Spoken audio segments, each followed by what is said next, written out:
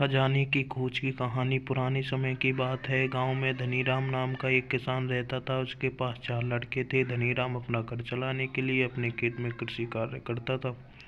लेकिन धनीराम के चारों लड़के बहुत ज़्यादा आलसी थे। वह कभी भी खेतों में काम करने के लिए नहीं गए थे। वह सारा दिन अपना समय गांव में इधर उधर बैठकर बिताया करते थे। एक दिन धनीराम अपनी पत्नी से बोला कि आज तो मैं जिंदा हूँ तो सब कुछ सही चल रहा है। मेरे बाद कौन खेती करेगा? हमारे बच्चों ने तो आज तक खेतों में कदम तक भी नहीं रखा है। धनीराम पत्नी ने इस प्रकार कहा, कोई बात नहीं, धीरे धीरे यह काम करने लगेंगे। इसी तरह से धीरे धीरे समय गुजरता जा रहा था।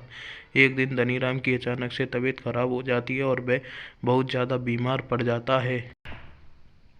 इसी दौरान धनीराम अपनी पत्नी से कहता है कि चारों लड़कों को मेरे पास बुलाओ, मेरे पास समय बहुत कम है। इतना सुनने के बाद धनीराम की पत्नी अपने चारों लड़कों को इनके पिता के पास बुलाकर लाती है। धनीराम इस बात से बहुत ज़्यादा चिंतित था कि उसके बाद उसके लड़कों का क्या होगा। इसलिए उसने अपने चारों लड़कों को अपने पास बैठा कर कहा कि मेरे पास जितना भी कमाया हुआ धन था, मैंने वह सारा अपने खेतों के नीचे दबाया हुआ है।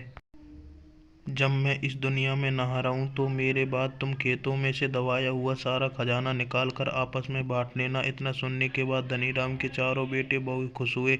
इसके कुछ समय बाद धनीराम की बहुत ज़्यादा बीमार होने की वजह से मृत्यु हो गई। धनीराम की मृत्यु के कुछ दिन बाद उसके चारों बेटे खेत में दबे हुए खजाने को खोदने के लिए निकल गए। हम चारों ने पूरा खेत खोद डाला है, लेकिन हमें खेत में कोई भी खजाना नहीं मिला। यह सुनकर उनकी माँ बोली कि तुम्हारे पिताजी ने अपने पूरे जीवन में यह घर और खेत ही कमाया है। अब जब तुमने इतनी मेहनत करके पूरा खेत खोद दिया है तो अब उसमें बीज भी डाल दो। इसके बाद चारों बेटों ने खेत में बीज बो दिए और माँ के कहे गए अनुसार खेत में समय पर पानी और खाद डालने लगे। समय बीतता गया है और कुछ समय बाद खेत में फसल तैयार हो गई। फसल काटने के बाद चारों बेटों ने फसल को बाजार में बेचा और उससे जो भी पैसे मिले उससे उन्हें बहुत खुशी मिली।